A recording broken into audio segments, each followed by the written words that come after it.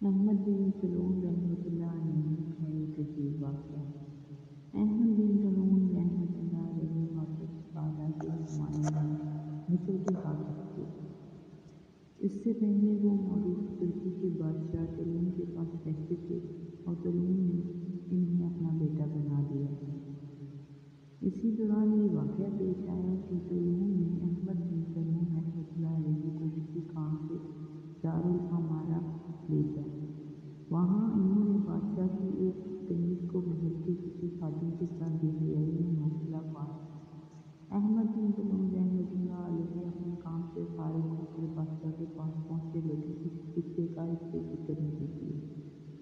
کہ جب کنیز کو تو یہ یقین ہو گیا کہ اس نے طولون رحمۃ اللہ علیہ بادشاہ سے ضرور میری شکایت کرنی ہے، اس لیے اس نے یہ حرکت کی کہ طولون کے پاس جا کر احمد بن طولون رحمۃ اللہ علیہ کی شکایت کر دی کہ وہ ابھی میرے پاس آئے تھے اور مجھے بے حیائی پر منع کرنا چاہتے تھے۔ کنیز نے شکایت اس انداز کی کہ بادشاہ اس سے بہت متاثر ہوا۔ اس نے فوراً احمد بن طولون رحمۃ اللہ علیہ کو بلوایا اور کنیز کی شکایت کا زبانی طور سے تو کچھ ذکر نہیں کیا، البتہ ایک مہر شدہ خط ان کے حوالے کر دیا کہ یہ خط فلاں امیر کے پاس پہنچا دو۔ خط میں یہ لکھا تھا کہ جو شخص یہ خط تمہارے پاس لا رہا ہے اسے فوراً گرفتار کر کے قتل کر دو، اس کا سر میرے پاس بھیج دو۔ احمد بن طولون رحمۃ اللہ علیہ کو عدم رحم نہیں تھا کہ ان کے خلاف سازش ہو چکی ہے۔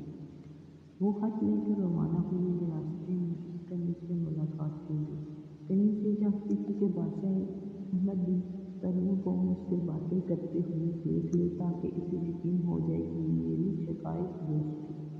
چنانچہ اس نے احمد بن طولون رحمۃ اللہ علیہ کو باتوں میں الجھانے کی کوشش کی اور کہا کہ مجھے ایک ضروری خط لکھوانا ہے، آپ خط لکھیے اور آپ بادشاہ کا جو مکتوب لے کر جا رہی ہیں وہ میں دوسرے خادم کے ذریعے بھجوا دیتی ہوں۔ چنانچہ اس نے بادشاہ کا مکتوب اسی خادم کے حوالے کر دیا جس کے ساتھ وہ موکلہ ہوئی تھی۔ وہ خادم خط لے کر اسی امیر کے پاس پہنچا اور امیر نے خط پڑھتے ہی اسے قتل کر دیا اور اس کا سر طولون کے پاس بھیج دیا۔ بادشاہ وہ سر دیکھ کر حیران رہ گیا اور احمد بن طولون رحمۃ اللہ علیہ کو بلوایا۔ احمد بن طولون رحمۃ اللہ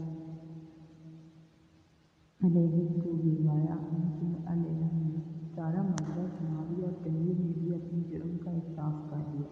اس دن کے بعد سے بادشاہ کی نظر میں احمد بن طولون رحمۃ اللہ علیہ کی حقیقت دو چند ہو گئی اور اس سے وسیع ہے کہ میرے بعد ان کو بادشاہ بنا دیا جائے۔